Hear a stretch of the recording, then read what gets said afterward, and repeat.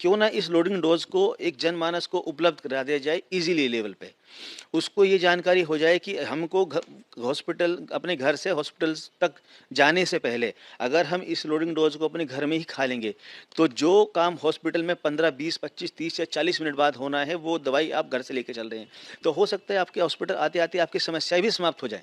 ये बहुत ही महत्वपूर्ण है। मैं अपने जो लोग हैं, जो आम लोग हैं जिनको नहीं पता होती चीज़ें, उनके लिए आपको रिक्वेस्ट करूंगा कि समझाने पाएं कि दो दवाइयां हैं कौन सी हैं और कैसे उनको खानी है, और अगर उनके साथ कोई किसी तरीके की अनहोनी होती है, हार्ट अटैक आता है, चेस्ट पेन होता जी, देखिए इसमें 3 दवाई होती हैं।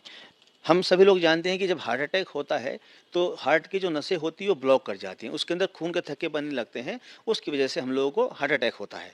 तो उसको रोकने के लिए 2 गोली इगोस्प्रिन की एक साथ खानी होती हैं। ये ब्लड थिनर है, जो खून का थक्का बन रहा है उसको रोकती है, उसको बनने नहीं देती है।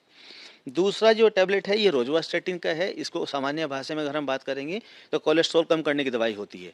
ये उस थक्के के प्रसार को रोकती है। है। इन दोनों को कैसे लेना है? ये 2 गोली हमको 2 गोली इगोस्प्रिन और 1 टैबलेट रोजुवास्टेटिन की पानी के साथ खा लेनी है। तीसरी जो दवाई है वो सॉर्बिट्रेट आइसोडिल होती है, इसको खाना नहीं होता है। इसको जीभ के नीचे रख के हमको चूसना है। उससे फ़ायदा ये होता है कि अगर हम खाते हैं तो दवाई पहले हमारे पेट में जाती है और फिर ब्लड में जाती है। चूसने से ये दवाई सीधा आपके ब्लड में ही जाएगी। तो ये एक इंजेक्शन की तरह काम करता है। जैसे इंजेक्शन हम लोग सीधा ब्लड में देते हैं, तो ये इंजेक्शन ही है एक तरह का। तो जैसे ही हम इसको खाते हैं ये तुरंत असर कर देती है और ये इसका काम होता है कि जो हृदय की जो नसें सिकुड़ गई हैं, जो ब्लॉक हो गई हैं, उनको खोल देगा।